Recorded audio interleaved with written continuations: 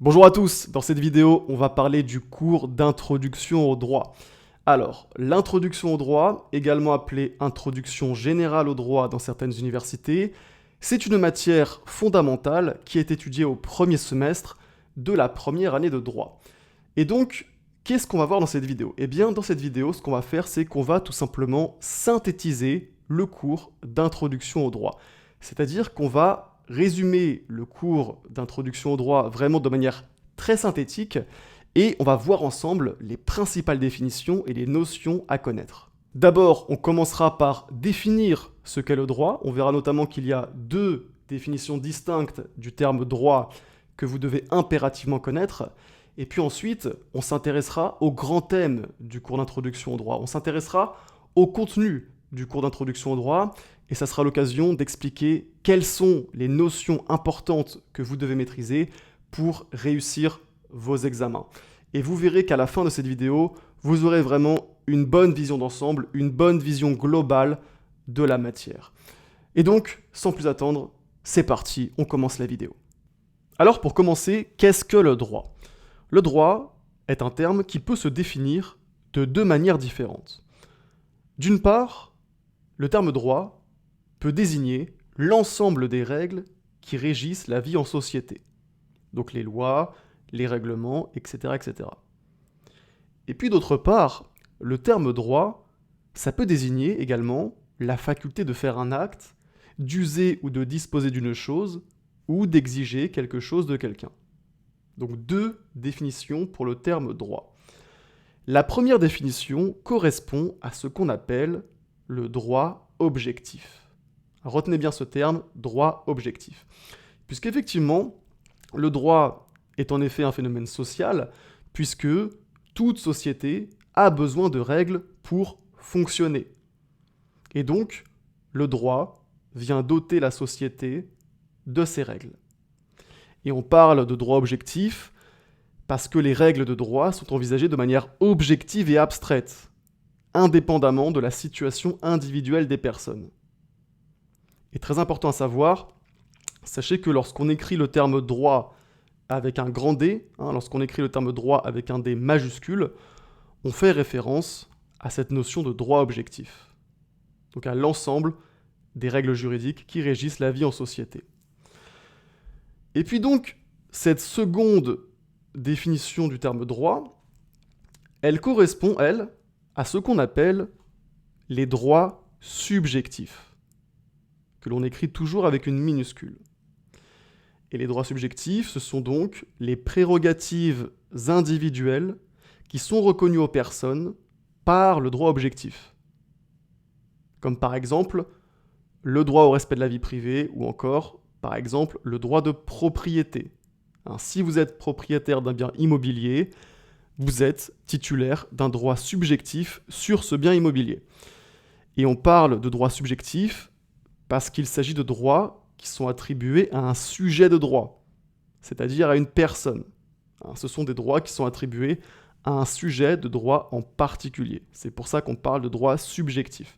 Et à la différence du droit objectif, les droits subjectifs sont personnels et concrets. Ils visent la situation individuelle des personnes. Donc, deux définitions pour le terme droit, droit objectif, droit subjectif, mais sachez que ces deux définitions, elles ne sont pas opposées, elles sont en réalité complémentaires, puisque comprenez bien que le droit objectif a pour vocation la protection des droits subjectifs, qui n'existent que s'ils sont reconnus par le droit objectif. Donc ces deux définitions sont bien complémentaires. Et par exemple, on a dit précédemment que le droit de propriété est un droit subjectif, mais le droit de propriété est reconnu et encadré, en l'occurrence par l'article 544 du Code civil, qui est une règle de droit objectif. Alors maintenant, quel est le contenu, quels sont les grands thèmes du cours d'introduction au droit? Comme on l'a dit, le terme droit fait référence à la fois au droit objectif et au droit subjectif. Et donc, logiquement, le cours d'introduction au droit est divisé en deux grandes parties, la première consacrée au droit objectif et la seconde consacrée au droit subjectif. Commençons donc avec le premier grand thème qui est consacrée au droit objectif. Dans cette première grande partie sur le droit objectif, ce qu'on étudie en premier lieu, c'est la règle de droit. On a une présentation de la règle de droit, puisqu'effectivement, le droit objectif est également appelé règle de droit. On utilise aussi cette notion de règle de droit pour faire référence au droit objectif. La règle de droit, c'est donc l'ensemble des règles juridiques qui régissent la vie des hommes en société. Et donc, dans cette sous-partie, on apprend les caractères de la règle de droit. Et on apprend en particulier que la règle de droit, donc le droit objectif, est d'abord générale. On dit également que la règle de droit est abstraite ou impersonnelle. Ça signifie qu'elle ne vise personne de manière individuelle. Elle ne prend pas en compte les spécificités de chaque individu. Également, la règle de droit est obligatoire. Ça signifie tout simplement que toute personne qui entre dans le champ d'application d'une règle de droit doit la respecter. Et puis enfin, très important, la règle de droit, elle est coercitive. Ça signifie que la personne qui ne respecte pas une règle de droit sera sanctionnée par l'autorité publique. Donc, en cas de violation d'une règle de droit, il y a sanction mise en œuvre par l'autorité publique, il y a une sanction étatique. Et c'est précisément ce dernier point qui permet de distinguer la règle de droit d'autres règles qui visent également à déterminer la conduite des individus en société, à savoir la règle religieuse et également la règle morale. Puisqu'en effet, à la différence de la règle de droit, ces dernières ne sont pas sanctionnées par l'autorité publique. Ensuite, dans la partie consacrée au droit objectif, on étudie les différentes branches du droit.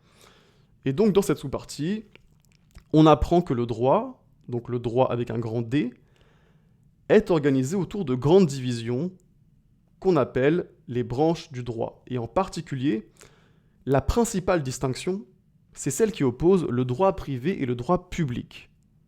On parle de summa divisio, droit privé, droit public. Donc ainsi, toutes les règles de droit peuvent en principe être rattachées soit au droit privé, soit au droit public. Alors qu'est-ce que le droit privé, qu'est-ce que le droit public ? Le droit privé, il régit les relations entre personnes privées, qu'il s'agisse de personnes physiques, donc les individus, ou bien de personnes morales de droit privé, les sociétés, les associations, etc., etc. Et puis le droit public, quant à lui, il régit les relations entre les personnes publiques, c'est-à-dire l'État, les collectivités territoriales et les établissements publics, ainsi que les relations entre les personnes privées et les personnes publiques. Donc retenez bien, le droit public régit les relations entre les personnes publiques, ainsi que les relations entre une personne privée et une personne publique. Et cette distinction droit privé-droit public, elle a pour conséquence un dualisme juridictionnel.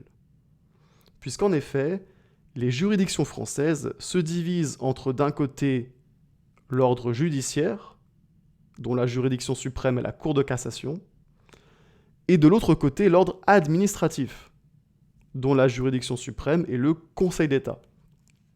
Et donc, le droit privé relève de la compétence des juridictions judiciaires, tandis que le droit public relève de la compétence des juridictions administratives.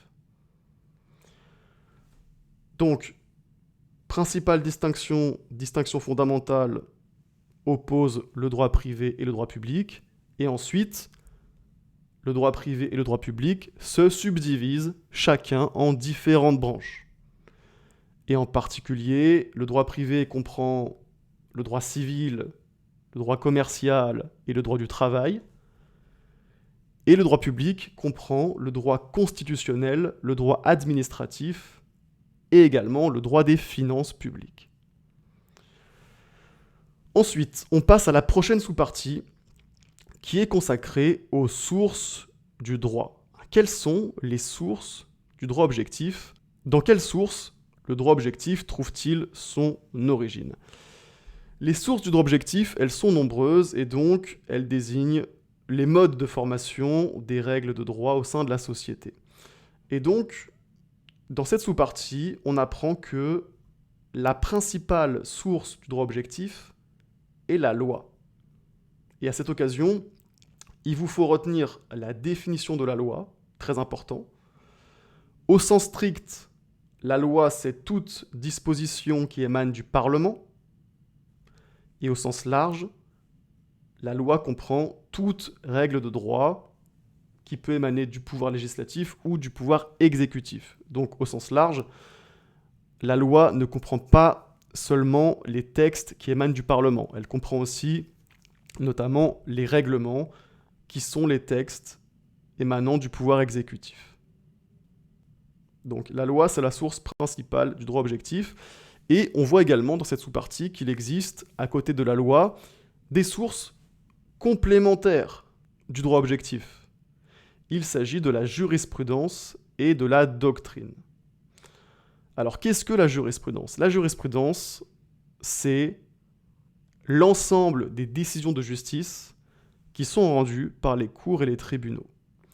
Alors, de manière générale, la jurisprudence, elle n'a pas vocation à créer le droit, puisqu'en application du principe de séparation des pouvoirs, les juges ne peuvent pas élaborer les lois.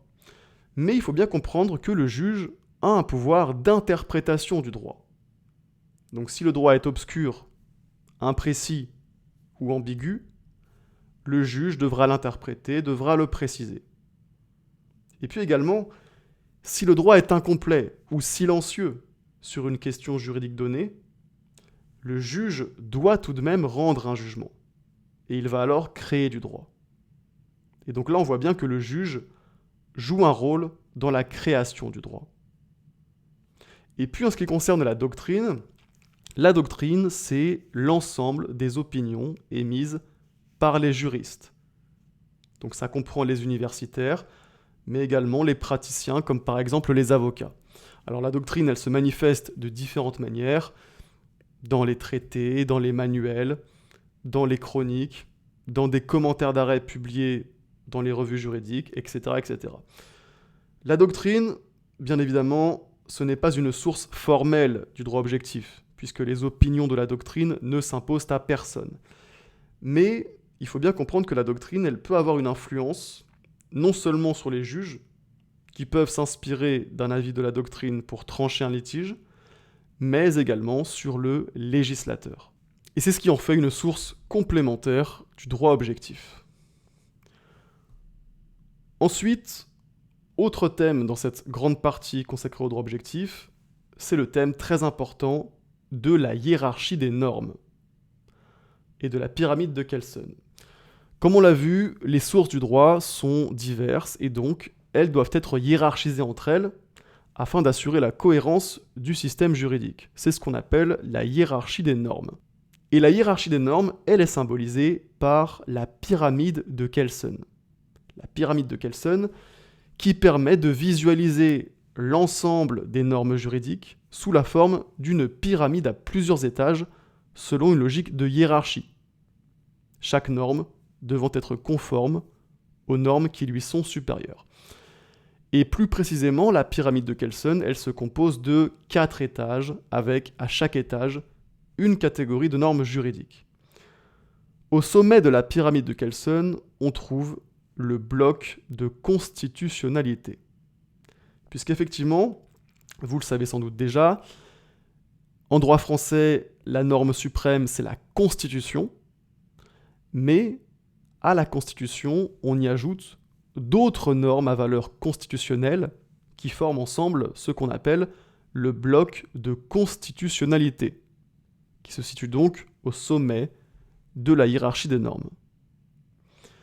Et donc, ce bloc de constitutionnalité, il comprend non seulement la Constitution de 1958, qui est la Constitution de la Ve République, mais il comprend également le préambule de la Constitution de 1946, la Déclaration des droits de l'homme et du citoyen de 1789, la Charte de l'environnement de 2004, les principes fondamentaux reconnus par les lois de la République, les fameux PFRLR, et puis également les principes à valeur constitutionnelle. Et donc, dans le cours d'introduction au droit, vous verrez plus en détail chacun de ces textes, chacun de ces éléments qui composent le bloc de constitutionnalité. Ensuite, juste en dessous du bloc de constitutionnalité, on a le bloc de conventionnalité, qui comprend les traités internationaux et le droit de l'Union européenne. Puisqu'effectivement, le droit de l'Union européenne est un droit qui s'intègre au droit de ses États membres, qui s'intègre donc au droit français, et en l'occurrence, dans la hiérarchie des normes, il est placé juste en dessous du bloc de constitutionnalité, mais il est placé au-dessus du bloc de légalité. Bloc de légalité qui comprend principalement les lois qui sont votées par le Parlement. Et puis enfin, tout en bas de la pyramide de Kelsen, donc en dessous du bloc de légalité, on a le bloc réglementaire qui correspond, comme son nom l'indique, au règlement, c'est-à-dire les textes qui émanent du pouvoir exécutif. Et donc, en vertu de la hiérarchie des normes, le bloc réglementaire doit être conforme au bloc de légalité, au bloc de conventionnalité et au bloc de constitutionnalité. Le bloc de légalité doit être conforme au bloc de conventionnalité et au bloc de constitutionnalité.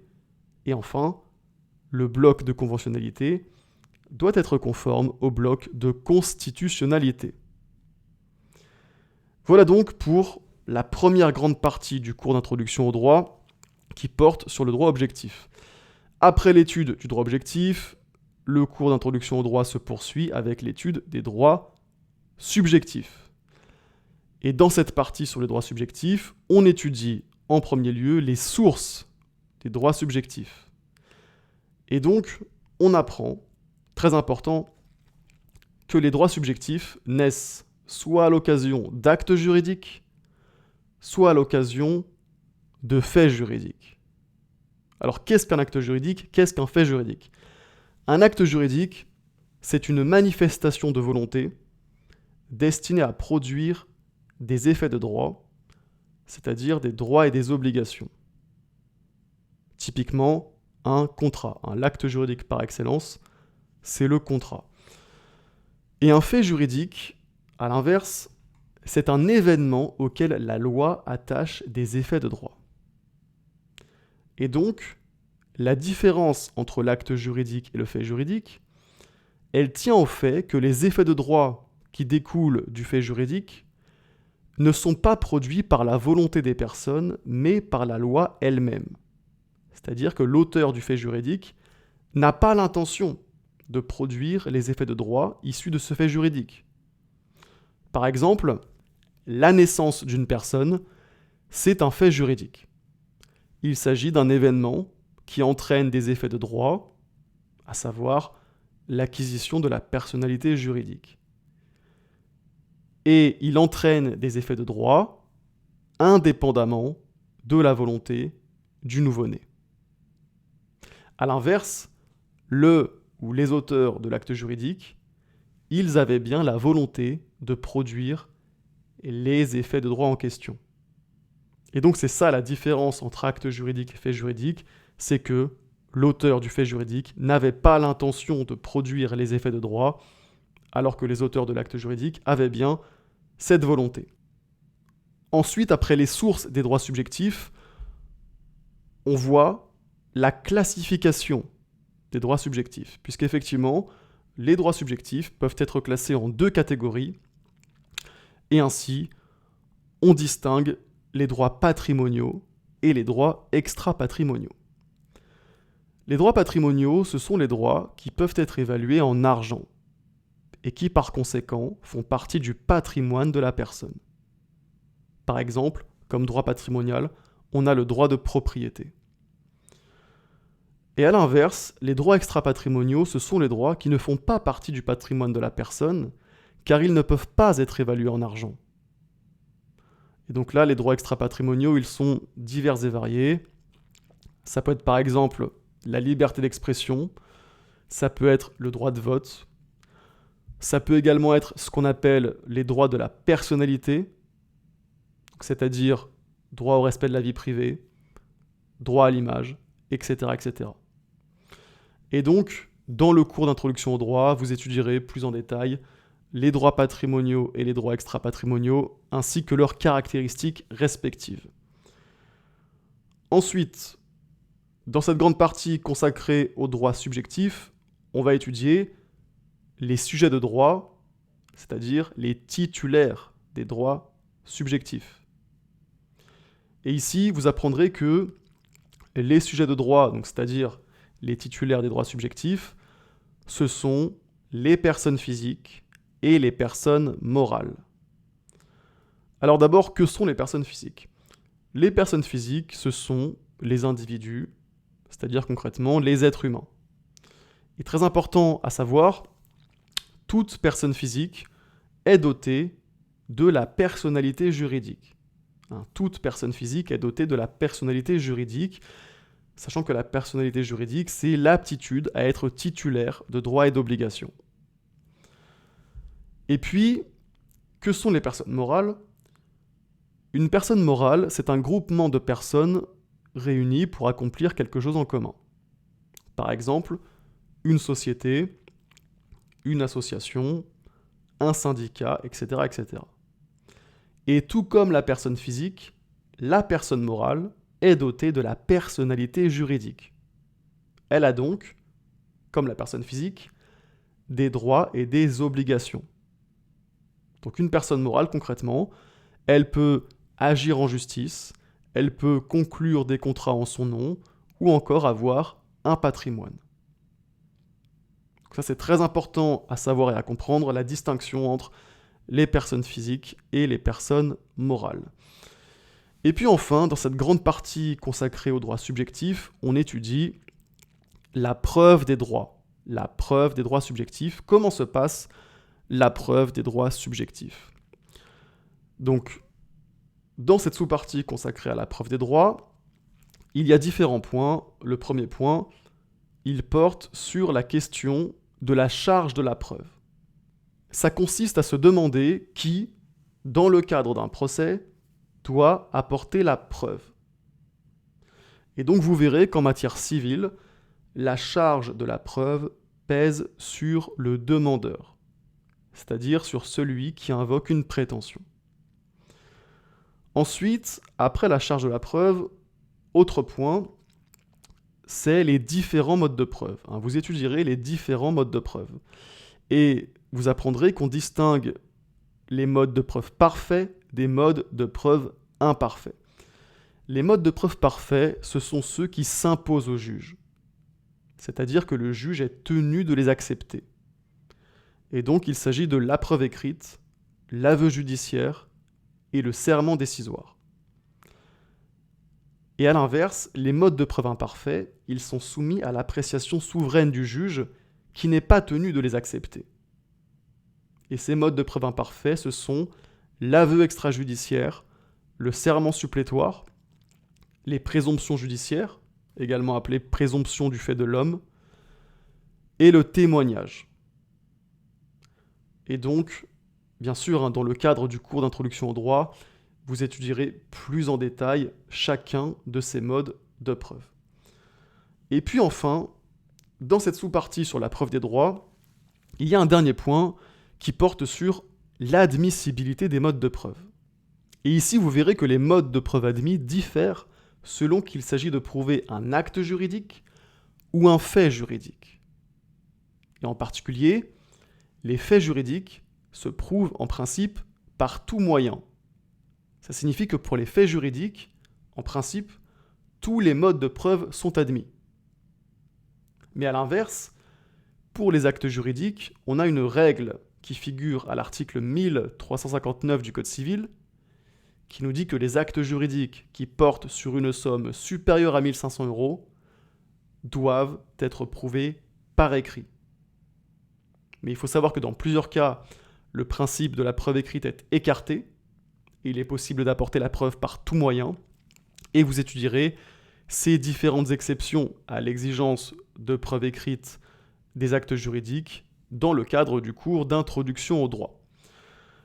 Maintenant, si vous voulez aller plus loin, si vous voulez vraiment réviser efficacement l'introduction au droit, je vous recommande fortement de vous procurer mon pack de fiches en introduction au droit. Qu'est-ce que c'est que ce pack de fiches? C'est un pack qui comprend 20 fiches de révision, qui sont claires, qui sont synthétiques, et qui résument parfaitement la matière introduction au droit. Et donc, avec ce pack de fiches, vous allez pouvoir réviser efficacement la matière, et vous allez également pouvoir mieux comprendre la matière. Si ça vous intéresse, vous trouverez le lien dans la description de cette vidéo. Et voilà, c'est donc la fin de cette vidéo. Si jamais vous voulez regarder d'autres vidéos en introduction au droit, je vous mets à l'écran ma playlist en introduction au droit, qui comprend différentes vidéos sur les différentes notions du cours d'introduction au droit. Donc, vous pouvez cliquer sur la playlist qui s'affiche à l'écran. Et sinon, je vous dis à bientôt pour une prochaine vidéo.